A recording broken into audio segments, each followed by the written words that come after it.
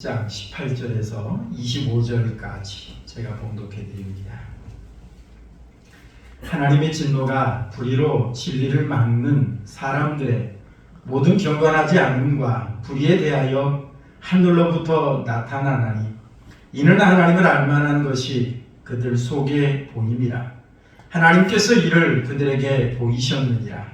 창세로부터 그의 보이지 아니하는 것들 곧 그의 영원하신 능력과 신성이 그가 만드신 만물에 분명히 보여 알려졌나니 그러므로 그들이 핑계하지 못할지니라. 하나님을 알되 하나님을 영화롭게도 아니하며 감사하지도 아니하고 오히려 그 생각이 허망하여지며 미련한 마음이 어두워졌나니 스스로 지혜 있다 하나 어리석게 되어 썩어지지 아니하는 하나님의 영광을 썩어질 사람과 새와 짐승과 기어다니는 동물 모양의 우상으로 바꾸었느니라. 그러므로 하나님께서 그들을 마음의 정욕대로 더러움에 내버려 두사 그들의 몸을 서로 욕되게 하게 하셨으니 이는 그들이 하나님의 진리를 거짓 것으로 바꾸어 피조물을 조물주보다 더 경배하고 섬기리라. 주는 곧 영원히 찬송할 이시로다. 아멘. 우리 옆에 사람을 인사하시겠습니다. 반갑습니다. 주님의 사랑하는 사람입니다. 인사하십니다. 제가 목 상태가 좋지가 않아서 아마 좀 듣기가 불편하시더라도 이해해 주시면 감사하겠습니다. 아마 우리 사람마다 다 휴대폰을 가지고 있을 겁니다. 저도 가지고 있는데요. 이 휴대폰을 가지고 사용한다고 하지만 저는 사실 그 휴대폰의 기능을 다 알지를 못합니다. 그래서 아마 저는 휴대전화니까 전화를 하지요. 그다음에 문자도 보냅니다. 카톡을 하면서 많은 사진도 주고받기도 합니다. 또 카메라가 있으니까 사진도 찍고 또 그것을 통해서 인터넷으로 검색도 하고 또 은행 업무를 보기도 합니다. 하지만 그 이상은 제가 하지 못하는 것 같아요. 아마 필요성을 느끼지 못하다 보니까 알려고 하지 않았을 것이고 그러다 보니까 휴대폰의 기능은 참 많이 있음에도 불구하고 그것을 사용하지 못하고 있습니다. 휴대폰의 기능이 많이 있지만 제가 알지 못하는 것은 제가 사용하지 못하는 것은 무용지물과 같은 거예요. 여러분 그런 것처럼 우리 사람도 참 내가 누구인지를 알아야 정말 가치 있고 보람 있고 의미 있는 삶을 살아갈 수가 있는 것입니다. 내가 누구인지를 모르다 보니까 나의 가치를 몰라요. 내가 누구인지를 모르다 보니까 내가 어떤 삶을 살아야 될지도 알지 못합니다. 여러분 우리 장도교 기초를 세웠던 존 칼빈이라고 하는 사람이 있습니다. 이 칼빈이라고 하는 사람이 쓴 책 중에 기독교 강요라고 하는 책이 있어요. 우리 신학생들은 거의 한지를 가지고 있는데요. 1장 1절에 보면 이렇게 말을 하고 있습니다. 하나님을 아는 지식과 자기 자신을 아는 지식은 같다라고 말을 했어요. 자, 이 말에서 말하고자 하는 의도는 뭐냐면 우리가 하나님을 아는 만큼 나 자신을 알 수 있다 그런 말입니다. 내가 하나님을 아는 만큼 내가 얼마나 소중한 존재인지 내가 얼마나 가치 있는 존재인지 이런 것들을 알 수가 있다는 겁니다. 내가 하나님을 조금 알면 나의 소중함을 조금 아는 거예요. 내가 하나님을 많이 알면 내가 얼마나 가치 있고 소중한 존재인가를 많이 알 수 있는 겁니다. 그래서 여러분 우리가 하나님의 은혜를 알아야 된다. 하나님의 말씀을 알아야 된다라고 하는 것이 뭐냐면 하나님의 은혜를 아는 만큼 내가 얼마나 소중한 존재라는 걸 느끼고 체험할 수가 있기 때문에 그렇습니다. 여러분 오늘 본문의 말씀을 보면 우리가 로마서의 강해를 이제 이어가고 있는데요. 1장에서 특히 바울 사도는 로마에 있는 성도들에게 가서 복음 전하기를 원한다라고 이야기를 했습니다. 그러면서 16절 말씀을 보니까 이 복음은 라고 하면서 얘기하는데 모든 믿는 자에게 구원을 주시는 하나님의 능력이다 라고 하면서 이 복음이 곧 구원의 능력이다 라고 소개를 했습니다. 그리고 17절에 우리가 잘 아는 말씀이죠. 오직 의인은 믿음으로 말미암아 살리라 라고 이야기를 했어요. 그런데 갑자기 문맥이 바뀝니다. 우리 18절 말씀 한번 읽어볼까요? 18절 말씀 함께 보겠습니다. 시작.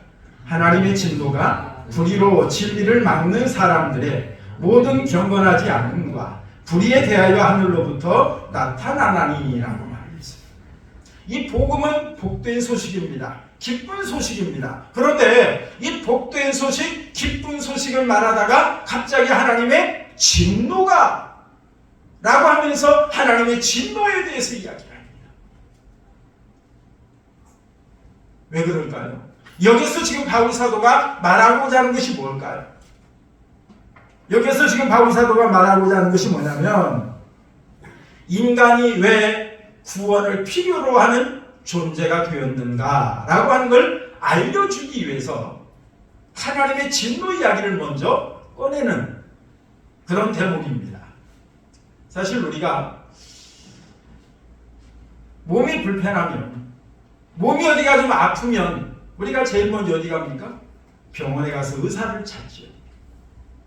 그런 것처럼 정말 내가 죄에 빠졌구나, 내가 정말로 비참한 상황에 놓여 있구나, 내가 영원한 지옥 형벌에 처하게 되었구나 라고 하는 것을 알게 되어질 때 우리는 구원자이신 하나님을 찾을 수가 있는 것입니다. 그렇기 때문에 바울 사도는 지금 로마에 있는 성도들에게 왜 우리가 이 예수 그리스도를 믿음으로 말미암아 구원을 받아야 하는 존재가 되었는가 라고 하는 것을 이야기해 주고 있습니다. 우리가 하나님의 진노를 받을 수밖에 없는 그 이유를 18절에 두 가지로 이야기합니다. 첫째는 모든 경건하지 않음, 이걸 말합니다. 한마디로 요약하면 불경건을 말합니다. 불경건. 그리고 불의라고 말을 합니다. 여러분, 경건하지 않다라고 하는 말은 무슨 말이냐면 하나님에 대한 경외심이 없다, 신을 믿지 않는다, 이게 불경건이라는 그런 의미예요. 하나님을 사랑하지 않아요. 하나님에 대한 경외심이 없어요. 하나님을 믿지 않아요. 이것이 바로 불경건이라는 거예요. 그래서 여러분이 경건하지 않은 죄는 하나님과의 관계에서의 죄를 말합니다. 그 다음에 불의라고 말했어요. 이 불의라고 하는 것은 부정한 행위를 가리킵니다. 죄를 가리키는 거예요. 다시 말하면 이는 사람과의 관계에서 나타나는 죄를 가리키는 그런 것입니다. 인간이 하나님에 의해서 창조되었고 하나님의 은혜로 살아야 되는데 하나님을 인정하지 않아요. 그리고 하나님의 말씀과 뜻에서 벗어나서 악한 삶을 살게 되었습니다. 그 결과 사람들은 하나님의 진노를 받게 되었다라고 하는 것을 바울 사도는 먼저 이야기를 합니다. 그렇다면 여러분, 사람들이 왜 이 불경건의 죄를 지게 되었을까요? 불경건의 죄를 지은 이유가 뭘까요? 우리 21절 말씀을 한번 읽어볼까요? 21절 함께 봅니다. 시작. 하나님을 알되 하나님을 영화롭게도 아니하며 감사하지도 아니하고 오히려 그 생각이 허망하여지며 미련한 마음이 어두워졌나니라고 말했습니다. 죄로 인하여서 인간의 마음이 어두워졌기 때문에 하나님을 섬기지 않습니다. 하나님을 인정하지 않습니다. 그 생각이 허망하여지다라고 하는 말은 헛된 것이 되다라고 하는 말입니다. 다시 말하면 쓸데없는 것 생각한다는 거예요. 정말로 가치 있고 의미 있는 것을 생각해야 되는데 쓸데없는 것들 생각하며 살아간다는 거예요. 그리고 어두워졌나니라고 말을 했는데 이건 어둠으로 덮이다 그런 말이에요. 인간에게 죄가 들어오니까 그 죄악이 우리 인간을 사로잡아 버린 것이죠. 어둠의 세력이 우리를 온전히 다 포위해 버린 겁니다. 그러다 보니까 부패한 마음 속에는 하나님에 대한 올바른 지식이 뿌리를 내릴 수가 없어요. 우리 인간의 마음에 욕망의 엉겅퀴가 온전히 우리를 덮어버렸습니다. 그러다 보니까 하나님의 말씀이 떨어질 빈틈이 없다라고 하는 거죠. 그래서 하나님 앞에 불경건을 내 죄를 짓고 사는 거예요. 그리고 또 한 가지 이유가 있습니다. 우리 22절 한번 읽어볼까요? 22절 함께 봅니다. 시작. 스스로 지혜 있다 하나 어리석게 되어 라고 말해요. 우리 인간 스스로 나는 지혜로워, 나는 똑똑해, 그런 착각 속에 살아간다는 것입니다. 사실 나는 똑똑하다, 나는 지혜롭다 라고 말을 하지만 사실은 너는 바보다, 그런 말입니다. 우리 인간이 똑똑한 척하고 살지만 정말 바보스러운 삶을 살고 있는 겁니다. 그래서 그러한 인간이 어떤 것을 섬기고 있는지 우리 한번 읽어볼까요? 23절 한번 읽어보시죠. 정말 지혜롭다라고 생각하는 사람들이 찾는 것이 뭔지를 우리 한번 볼까요? 23절 함께 보겠습니다. 시작. 썩어지지 아니하는 하나님의 영광을 썩어질 사람과 새와 짐승과 기어다니는 동물 모양의 우상으로 바꾸었느니라 라고 말합니다. 그렇게 똑똑하다라고 말하는 과학자들, 그렇게 똑똑하다라고 말하는 의사들, 그런 사람들이 하나님을 섬기지 아니하고 그들이 우상 앞에가 절을 합니다.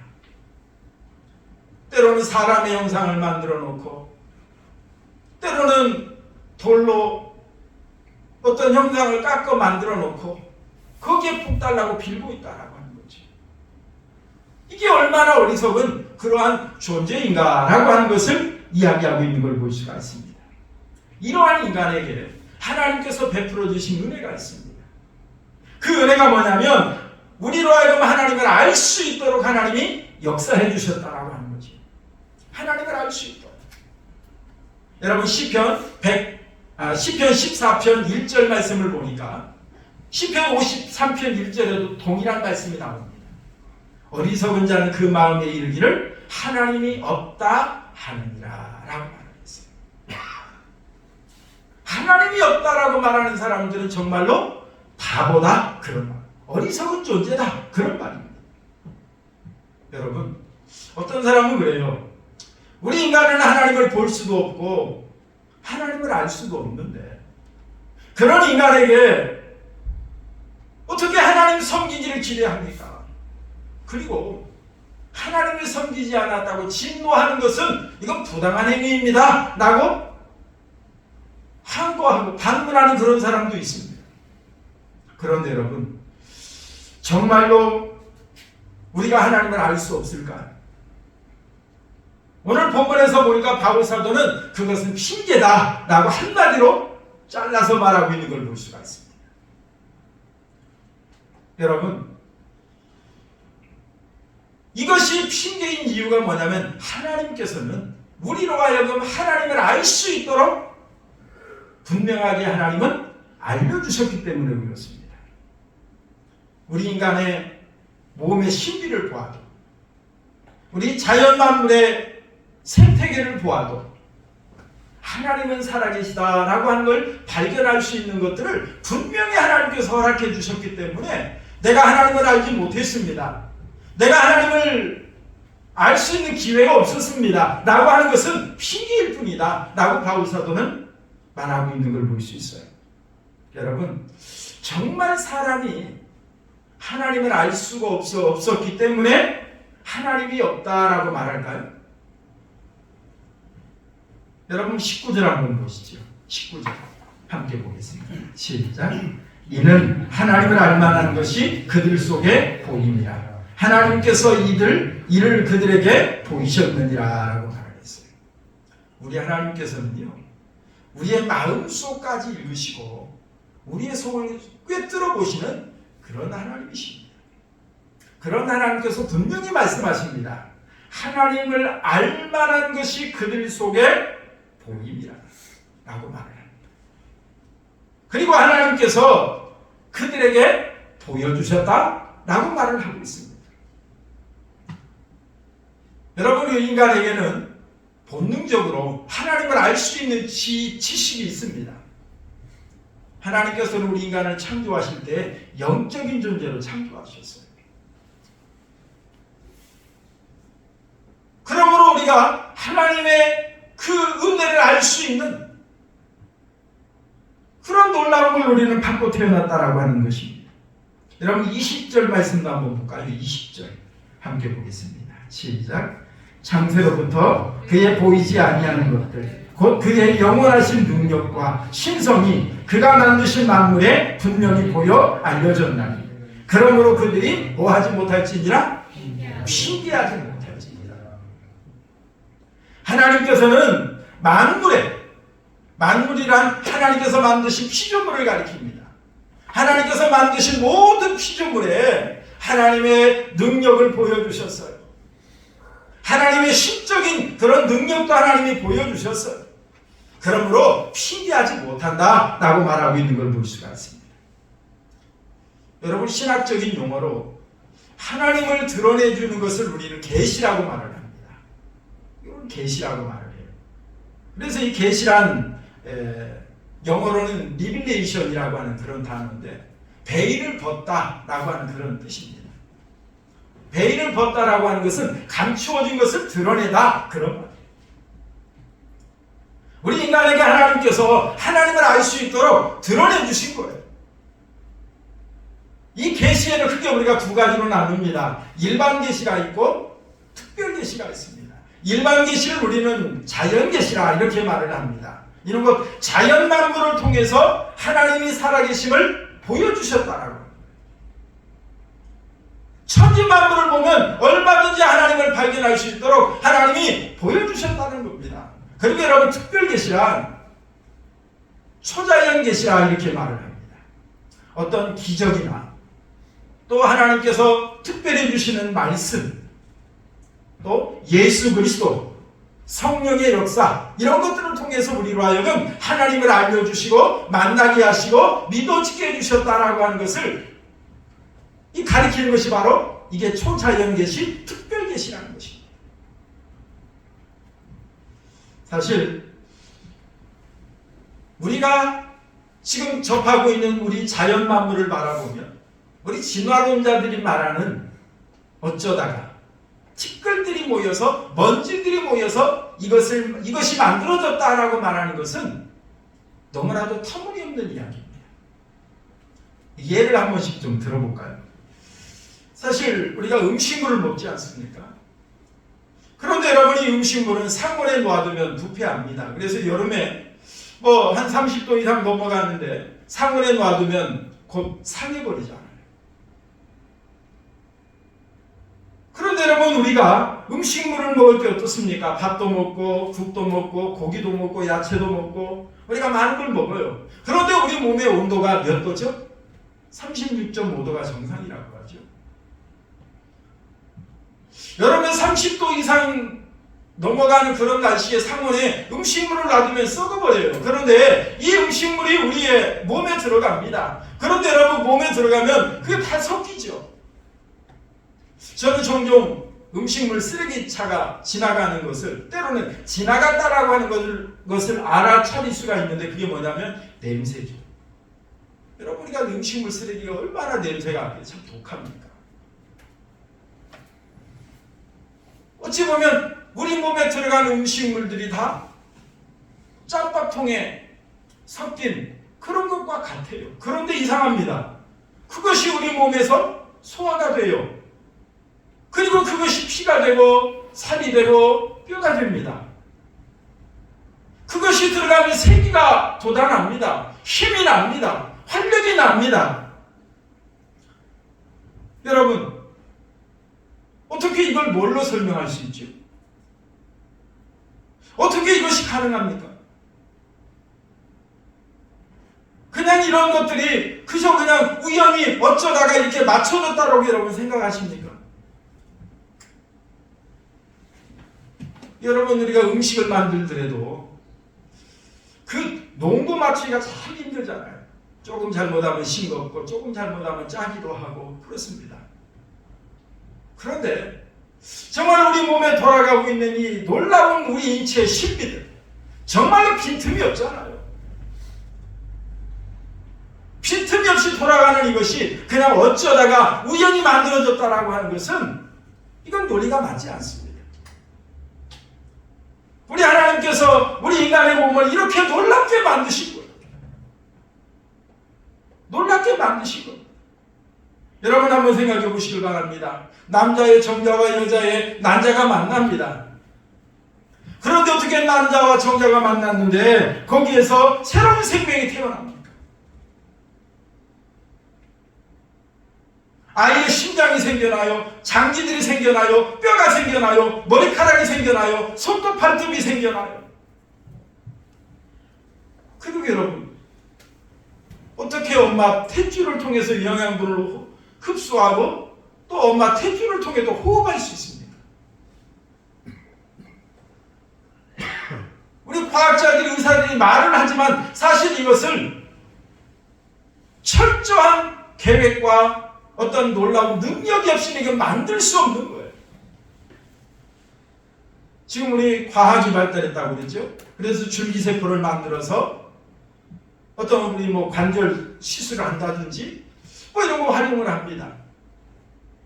그래서 요즘에 시험관 시술도 하죠. 정자와 난자를 결합시킵니다. 그런데 하지 못하는 것이 있지요. 생명은 못 만들어냅니다. 생명은 만들어낼 수가 없어요. 의학이 발달했다 하지만 사람의 피는 만들 수가 없어요. 왜요? 사람의 어떤 노력으로 이거 되어질 수 있는 게 아니에요. 하나님의 놀라운 역사가 있기 때문에 이것이 가능한 것입니다. 여러분, 우리가 사용하는 물건들 사용하다 보면 좀 부서지죠. 그런데 이걸 부서진 걸 그냥 방치해두면 어떻습니까? 가면 갈수록 더 부서지고 나중에는 쓰레기가 되고 맙니다. 그런데 우리 몸을 한번 보시기 바랍니다. 우리 몸에 보면 상처가 나요. 처음에 피가 나죠. 그런데 어떻습니까? 지혈이 돼요. 그리고 시간이 지나면 딱쟁이도 지고 새살이 돋아나죠. 나중에 보면 언제 그랬느냐는 듯이 깨끗이 상처가 사라집니다. 여러분, 우리가 뼈가 부러집니다. 특히 여러분, 다른 데는 몰라도 여러분, 갈비뼈가 부러진 사람들은 치료 방법이 없어요. 기부스 할 수도 없잖아요. 그냥 집에 가서 좀 쉬세요. 그런 말밖에 안 합니다. 그런데 시간이 지나면 이 뼈들이 붙습니다. 그리고 이게 더 강해집니다. 여러분, 어떻게 이런 것들이 가능할 수 있습니까? 그냥 먼지들이, 티끌들이 모여서 이런 신비한 놀라운 능력을 스스로 만들어냈나요? 어쩌다 이것이 만들어졌나요? 아닙니다. 하나님의 놀라운 역사가 아니면 이건 만들 수가 없는 거예요. 상상도 할 수 없는 거예요.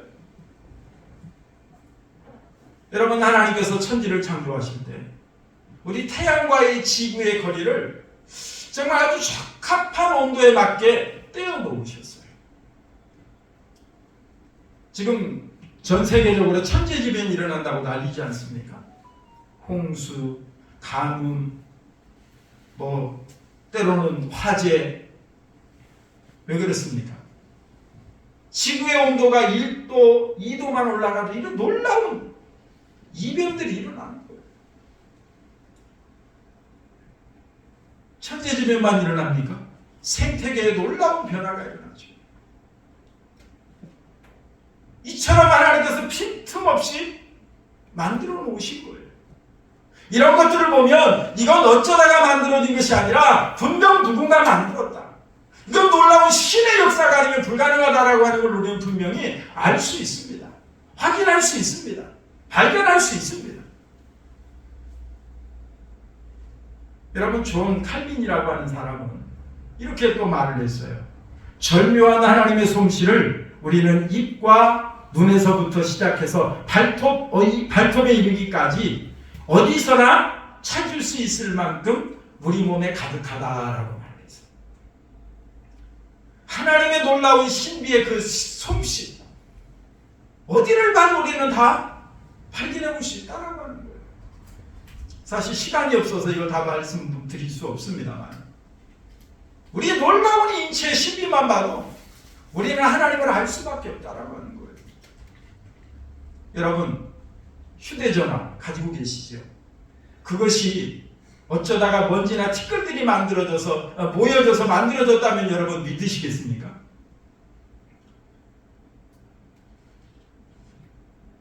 어쩌다가 만들어져서 그냥 그 케이스 형태는 갖추어졌다고 합시다. 그런데 어떻게 그것이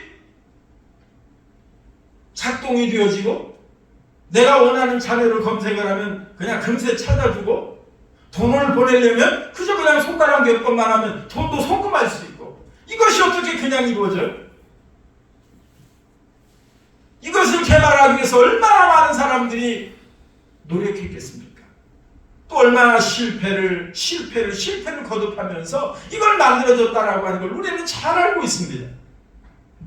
이것이 어쩌다가 우연히 만들어졌다면 이거 믿을 사람 하나도 없어요. 그런 것처럼 여러분, 이 세상도 진화론자들이 말하는 것처럼 어쩌다가 만들어졌다. 여러분, 이거 믿을 수 없는 거잖아요. 그런데 안타까운 것은 학교에서 이 진화론을 가르치고 있다라고 하는 거지. 여러분, 사람들은 그림 한 폭을 보거나 어떤 작품을 봐도 그것을 그리거나 제작한 작가의 마음을 읽어냅니다. 때로는 상상일 수 있어요.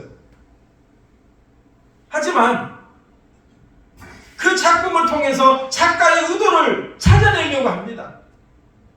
그러면서 그 작품 앞에서 고개를 끄덕이기도 합니다. 감탄하기도 합니다. 그리고 어떤 사람들은 그것 하나 사기 위해서 엄청난 돈을 지불하기도 합니다. 왜요? 바보라서 그런가요? 아니죠. 그 작품에 담겨있는 작가의 의도, 그 작품을 통해서 발견할 수 있는 작가의 어떤 사상, 이런 것들을 느낄 수 있기 때문에 내가 이 정도 가치를 주고 사도 아깝지 않다라고 하는 확신이 있기 때문에 사는 거 아니겠어요? 그림 하나를 봐도 그 작가의 솜씨를, 그 의도를, 사상을 발견할 수 있는데, 여러분, 하나님이 만드신 천지만물을 바라보면서 하나님을 발견하지 못한다? 여러분, 이건 어리석은 겁니다. 그리고 또 하나는 거짓말하는 겁니다. 무신론자들이 종종 나는 신이 없다고 생각을 하는데, 사실은 제가 볼 때는 어거지예요. 떼쓰는 거예요. 억지 부리는 겁니다. 우리가 얼마든지 하나님의 존재를 우리는 알 수가 있어요. 그런데 알지만 하나님이 없다라고 어거지 부리는 겁니다.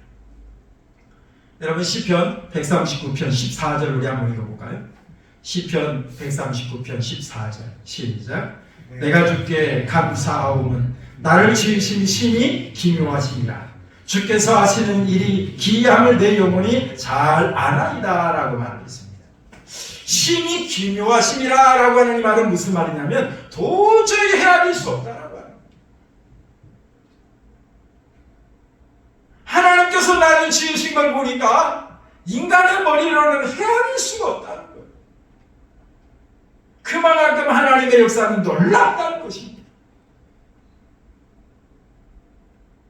여러분, 하나님께서 만드신 우리 인체 구조, 하나님께서 만드신 천지만물, 이런 걸 봐도 우리 하나님이 얼마나 위대하신 분이고 얼마나 놀라우신 분인가를 우리는 알 수 있다라고 말을 하고 있는 걸 볼 수 있어요.